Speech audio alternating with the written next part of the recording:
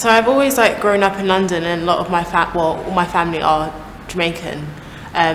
So it's like having the mix of both, and then like a lot of the things that we do at home and like the cultural backgrounds, like the images that I used to see when I was younger, is like heavily inspired by that. And then also like I speak a lot about like this specific exhibition I went to called Return of the Rude Boy, and like I guess the mix of like style from like the rude boy culture and West Indian culture has been like a massive influence for me, and trying to find like the perfect balance of how I kind of like put myself within fashion, and then use my culture to influence that. I think it's just more like looking at people around me and my friends, and just being very like conscious of my surroundings. I think there's like so many things that can inspire you, and so it's quite like good to kind of just see what's there, and then also pick up on things that are not necessarily people would actually like think about, but things that are overlooked. That's what I try to do in my work, pick things that I feel people haven't really touched on that much. And I think sometimes when we talk about codes and it comes to gender, we usually like are drawn towards like the stereotypical things. So I think it's quite important to kind of create like a massive range of material so people can kind of pick back on and actually like think about things when it comes to gender codes.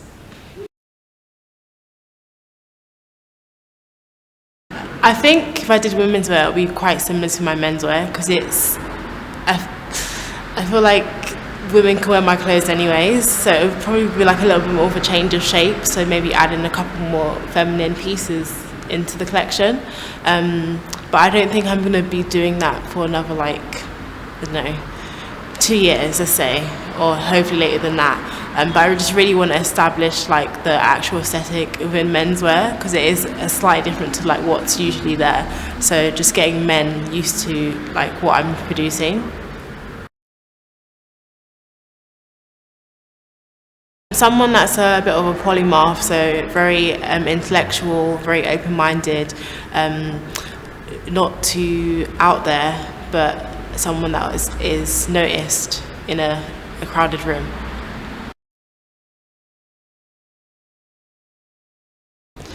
I think with like when I'm designing it, I always look at like how people kind of move in their clothes. So like I think that's where the idea of familiarity comes from. So like a lot of the shirts and like the creases come from like sort of like how guys sort of like slouch in their wear, or like how I might put a split. It's usually for like comfort, or like giving a slight edge of like revealing the skin without overdoing it is usually my thing, and not trying to overexpose someone, so giving them a bit of an edge but not going too far. So I try to create that sort of balance within my work, and I think it's just becoming a bit more empathetic in a way, which is a weird way to describe clothes, but I would say it's that.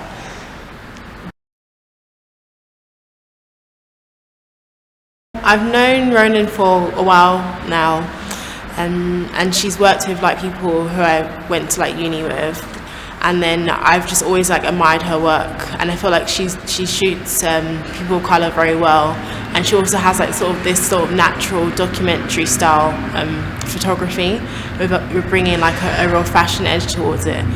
And I just messaged her and was like, I really would like to like do some sort of like project with you, and then she gave me a couple of dates that she was available.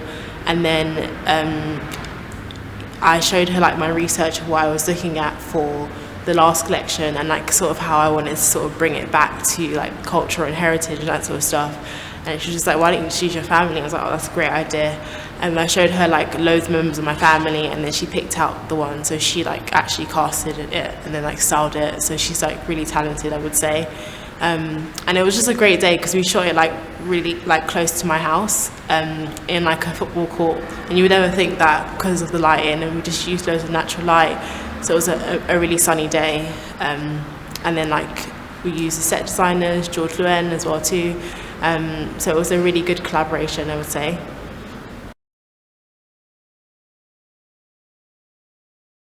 I think it has a really massive community. I think people kind of like stick together in a way that they help each other out and really want to collaborate and really want to sort of like bounce off each other in terms of like creative ideas.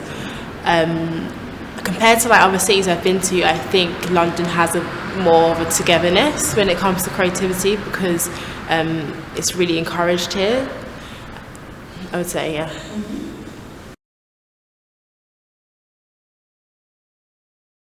I think I'm just going to stay really positive about it, because Brexit is not really helpful for designers, regardless of what social background you're from, because you actually have to, I think, when it comes to importing and exporting, we actually don't have a built infrastructure to kind of like be sustainable here as of yet, which is kind of a shame that they didn't think about that before trying to exit. But yeah, I think, yeah, you just have to grow with these things and just keep it moving.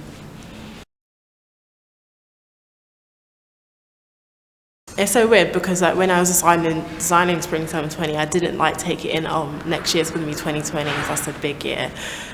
So I think it's going to be a lot more considered in my next collection, which is Autumn Winter 20, because I'm so close to actually like finishing the year. I'm thinking more about my goals and like what I want to achieve for the brand and how I want it to be seen. So I'm just really like pushing the boundaries and like adding accessories and like adding a bit more colour, making sure that the shapes are a bit more stronger and exactly like how I wanted it to be. So it's really exciting. I think the vision that I have for the new season is really going to be quite impactful for my brand and will make a good impression on people. In terms of designers, I would say someone like Phoebe Phalo. I just feel like it's quite amazing that like she never did women's wear for Celine, but men wanted to wear it, and I think that's quite iconic. And that the fact that she did so much for the brand that she was remembered. A lot of people still talk about her collections till now, even though it's quite recent since she's left Celine. But I think that's the sort of impact that I want, is like the idea that people buy pieces from the collection and see it as timeless and really would like to keep continuously wearing it. Because like I think there's like that printed shirt, and I always see it on guys all the time, and people still wear it now. It's not something that kind of like a trend that kind of goes away and then like you just throw it in the bin. I think that's really important to be sustainable within fashion, to do that.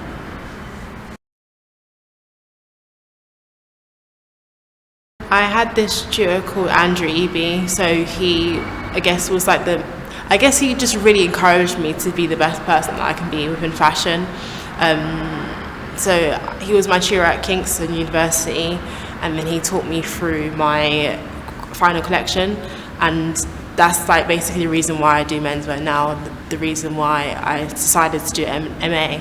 I like always had that idea, but you really do need that person to kind of like encourage you to push yourself further and do better.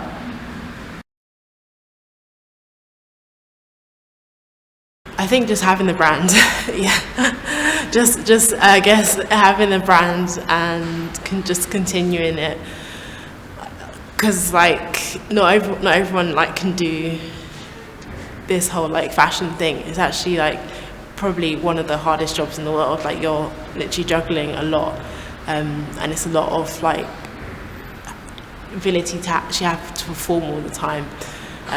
So I don't have like a specific one. It's just I think the whole experience in itself has been like a big thing within like this point in my life.